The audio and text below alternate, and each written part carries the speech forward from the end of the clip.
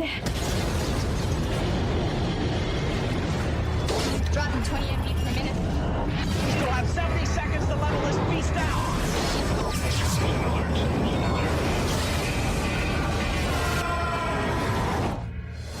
They were the only survivors on a barren planet with a deadly prisoner intent on escape. All you people are so scared of me. But when darkness fell, Total eclipse. he was the only one deadly enough to fight this kind of evil. But it ain't me you gotta worry about now. So in the very first episode of Rank and Review, Suzi, I reviewed with your husband a haunted submarine thriller called Below. It was directed by, I'm going to say, David Twohy. Yes. Twohy is Yeah. his name.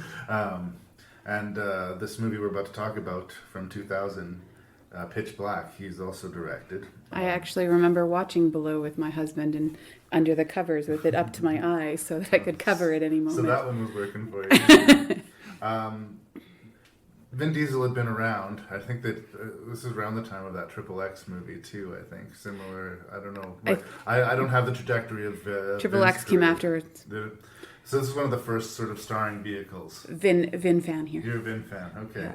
Well, Not because he can act. I am not a not Vin Diesel fan, but I will say that for me, my least favorite part about Pitch Black is Riddick. And that's going to be a problem, I know. Like, they're going to build other movies all around Riddick. But this story about a space sort of shipwreck, for lack of a better term, spaceship gets hit by asteroids or something, there's a crash landing, a bunch of ragtag survivors have to group together to survive, and they discover that not only are there creatures that come out at night that can eat you, but that very soon an alignment of planets is going to put the planet in complete darkness and making them helpless. So they have to band together, work together to fight this evil.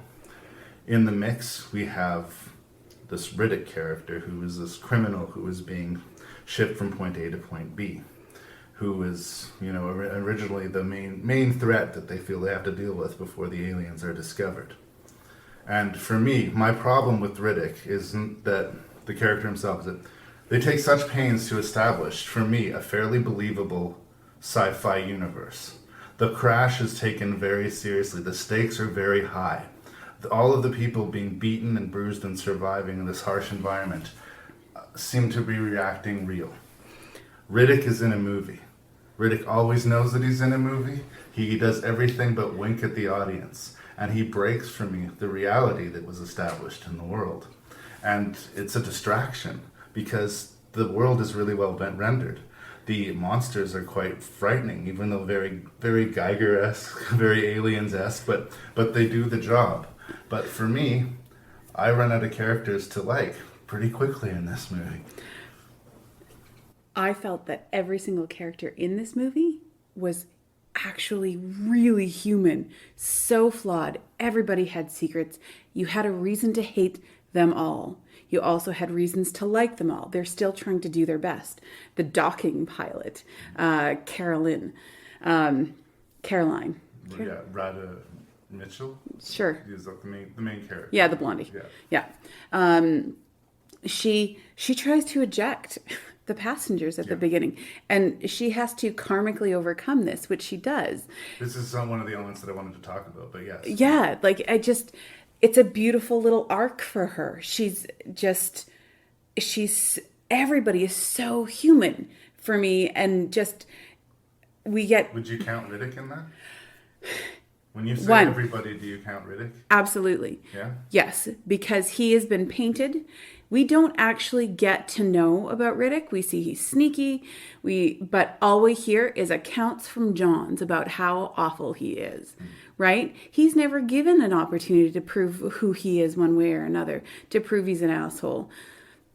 I think he proves he's an asshole. But Yes, but is it because what's the expectation of him? Or is it because, is that the expectation? Because as soon as somebody tells him, no, you can't do that, I'm not going to stand here and let you do that because I believe in this.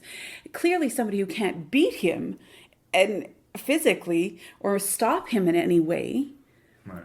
So he chooses a different way because somebody hasn't pigeonholed him. For me, Riddick's quality, the reason that we're supposed to like him is that he's cool and badass. Well, he is badass. Yeah. I think I even wrote badass. That's it. That's it. I'll put you this, because I do think that Radha Mitchell's character basically has to pay, spoilers, with her life for the sin of trying to eject those survivors. If Riddick was in the seat, would he have done anything differently? I argue he would have ejected them the same way, because he, like her, is a survivor, and that was the best chance of him surviving. Absolutely. And he would have done it and not thought a thing about it. And if Riddick did it, it would be cool. But if she does it, it's a death-worthy sin. She cannot be allowed to live through this movie because she was willing to kill these innocent people to keep herself alive, right? Yeah, she actually says the line, "I'm not willing to die for them." That's right. Yeah, and it's that's a piece. It's so human. We're out for ourselves. Like at a very instinctual level, it's all about survival. But my point is, in this world, for her to do it, that's a big sin. For Riddick to do it, it's badass. See, you see it as a sin, but I didn't. She's trying. I think she's judged very harshly for it, actually. Yes, she's trying to hide it. She's judging herself. She's beating the shit out of herself for it. She obviously feels bad about it. Yes, but why should she? Riddick just has already seen, why the fuck does it matter? He just knows that part already. So he's beyond the guilt of it. So why does that it makes him badass? It just makes him a little bit, it makes him see things. It's just a perspective difference. It doesn't make him less worthy of anything. She thinks she has to die, so she dies. Oh, you think her heart was in it because she was right at the finish line. I really felt like the movie was expecting that to be a big reveal, but I was like, no, Rhoda's not making it off this planet. Sorry, girl. Yeah. No sequel for you. Well, that was another beautiful thing. It had that nobody's safe feeling to it for me. Except for Riddick. Even Riddick, because when it first came out, it was called, there's no mention of how popular Riddick is. Right. It was called Pitch Black. Correct. So there was no expectation for anybody to make it out of that. I was never afraid for him. And again, he was never afraid. I think an argument could be made that the reason that Riddick stays with these people is not altruistic and to save as many people as possible. No. But as to staying with the group is his best way to survive. The monsters will busy feasting on them, and I'm badass enough to survive. Yeah. Again, his moral compass is just as skewed as anyone else's. He is an anti-hero by definition. That's fine. Yeah. But I really got distracted by him sort of breaking the reality for everyone. Like, not only can they not find him, he makes a show of them not finding him. He'll go sit in the lawn chair and sip the guy's drink, right? Who was that for? That was to prove to Johns that he's better than him. But no one saw him do that but us. That was a shot for us. No, the guy, I'm fucking badass, you guys. I thought the guy whose booze he was drinking saw him and got upset. I think he saw that his drink was gone, did he not? Anyway, the point is like he does circles around these people. He's not threatened by them. He's not particularly seemed that fazed by these creatures, which you'd think would at least be a surprise, like some sort of shift in his, face. Well, okay, so one, he's been a criminal for how long? And as a criminal, do you show when you're surprised, or is that a bad idea to show weakness? If a monster jumps out, I think that did a monster actually jump out at him? The first time he sees it when he's rescuing Radha Michelle from being dragged down the tow line underground. Zeke. When Zeke was killed, he was right fucking there and saw it. So I don't think that he was not surprised because he knew there was fucking something hunting them.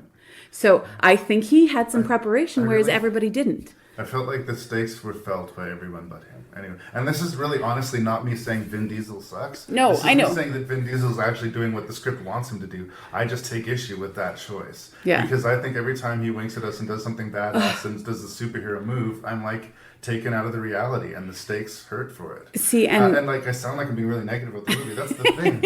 I like the movie. I just want to backtrack and say because I've been devil's advocate this whole time. Yeah. Like, it's well made. The creatures are cool, and as far as a creature jumping out the dark and eating people, it's a great success. Oh yeah. I just get distracted by the Riddick character. I'm really sorry that you got distracted by the Riddick character, because I love this movie so much. I loved it when I first saw it. I'm not a fan of horror movies. Right. I loved this movie. Right. Well, differences for different folks. And again, I don't dislike the movie. I just, that choice seems weird to me. To make a world that seems and feels so real and establish like a gritty reality for everybody but this one guy. It's like he could have been played by a Muppet or a cartoon. He just stuck out for me, you know? And as a result, the guy that I was supposed to cheer for was the guy that I wished would die, but was the one guy who I knew would not. Yeah. Him and the kid were the only two people who were like, they're not killing the kid. They're not killing And the they're kid. not killing... Well, there was, Riddick. to be fair, there was 4 kids, and they killed 3 of them. But the precocious Oh, kid yes. with a secret. Yeah. I mean... And the holy man. It is, in a lot of ways, a dressed up paint by numbers creature features. They have to get from point A to point B. They are attacked. They're whittled away. Oh, yeah. A core group of survivors are whittled down to a couple, and, you know... They figure out the mystery and, you know, all of that stuff. What I really It's like... uncomplicated, but very well made. There's a little nuance there that I picked up on this time with that the creatures have to come out of the caves because the light from their offspring actually will hurt them. The light from their offspring. You know, all of the little baby critters that they put in the bottles, Oh. right? They have to come out of the caves. Otherwise, they get hurt. So they have to wait for night before they can do that. That's Yeah. a life cycle thing. Yeah. So anyways, I just thought that was something that I picked up on this time. I'm like, oh, that's kind of cool. Because Nerdy little aside, too. The alignment of the planets thing gave me a huge Dark Crystal vibe. nice. I got a big Jim Henson boner all of a sudden randomly in the middle of this movie. No, it's well made. It's well made. It's one of those things that's, again, it's not to the scale of Signs. It's just so close to being really good to me that it becomes frustrating because you're that close for me, you know? Yeah. For you, it got there. For Yeah. me, it's just about there. Yeah. And I would almost rather it not be that close, you know? Like, it's just like, I know. It's so infuriating when things get that close and you can't have the piece of pie. Yeah.